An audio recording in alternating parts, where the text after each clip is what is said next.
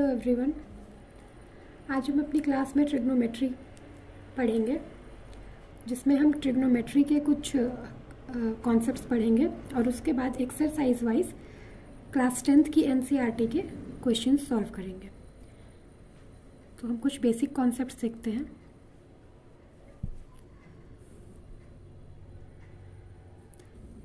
सबसे पहले ट्रिग्नोमेट्री जो होते है वो मेनली राइट एंगल ट्रायंगल पर ही बेस होती है।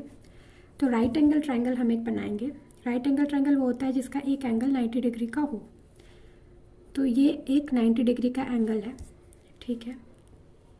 और ये है ट्रायंगल ABC, जिसमें P पर राइट एंगल है। 90 डिग्री के सामने वाले जो साइड होती है उसे हम H से रिप्रेजेंट कर सकते हैं और इसे हम हाइपोटेनस कहते हैं। 90 डिग्री के सामने वाली साइड को हाइपोटेनस कहा जाता है और इसे हम H से रिप्रेजेंट कर सकते हैं। अब डिपेंडिंग अपॉन कि हम कौन सा एंगल ले रहे हैं उसके अकॉर्डिंग परपेंडिकुलर और बेस डिसाइड होते हैं। जैसे अगर हम इस एंगल को कंसिडर करें तो इस एंगल के सामने वाली जो साइड होगी वो परपेंडिकुलर होगी और ये एंगल जिस साइड पे लाई करेगा वो होगा बेस। इसी प्रकार अगर हम एक और छोटा सा ट्रायंगल बनाकर समझें, हाइपोटेनस हमेशा सेम ही होता है 90 डिग्री के सामने वाला एंगल। अगर इस ट्रायंगल में हम इस एंगल को कंसीडर कर रहे हैं, इसे हम थीटा मान लेते हैं, तो इस एंगल के सामने वाला जो साइड होगा P, ये होगा परपेंडिकुलर और ये एंगल जिस पे लाई करता है ये होगा बेस, ठीक है। हमको हमेशा ये याद रखना है कि जिस एंगल को हम कंसीडर कर रहे हैं उसके सामने वाली साइड हमेशा परपेंडिकुलर होगी और जिस एंगल को हमने कंसीडर किया है वो जिस साइड पे लाई कर रहा है वो होगा उसका बेस, ठीक है। अब हम इस पे एक पाइथागोरस थ्योरम है जो सभी जानते हैं।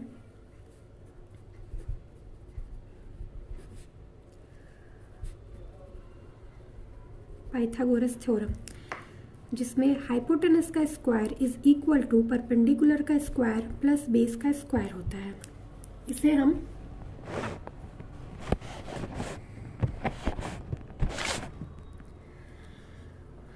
इसे हम इस प्रकार से भी लिख सकते हैं, H is equal to P square plus B square under root. इसका मतलब जो H है, H यहाँ पर AC का square is equal to P का स्क्वायर यानी कि AB का स्क्वायर और B का स्क्वायर यानी बेस BC प्लस BC के स्क्वायर के बराबर है। अगर हम स्क्वायर हटाएंगे तो इधर जा कर के ये अंडर रूट में चेंज हो जाएगा, ठीक है। ये तो हुआ पाइथागोरस थ्योरम। अब हम कुछ ट्रिग्नोमेट्रिक रेशियो जो होते हैं उसको हम देख लेते हैं। मेनली 6 ट्रिग्नोमेट्रिक रेशियो होते हैं।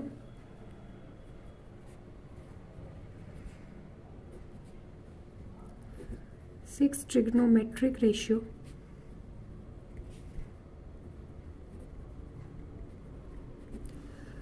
फर्स्ट है साइन,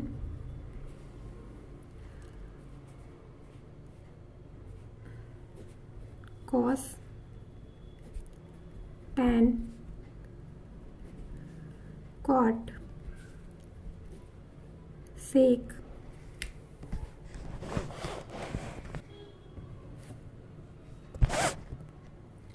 एंड कोसेक, ठीक है। हमने ट्रायंगल देखा हुआ है ABC। हम इसे थीटा मानेंगे, ये हमारा H, क्योंकि ये थीटा है इसीलिए ये हो जाएगा P और ये थीटा है इसीलिए हो जाएगा बेस, ठीक है। साइन, कॉस, टैन, कॉट, सेक, कोसेक। सबसे पहले तो हम इनके जो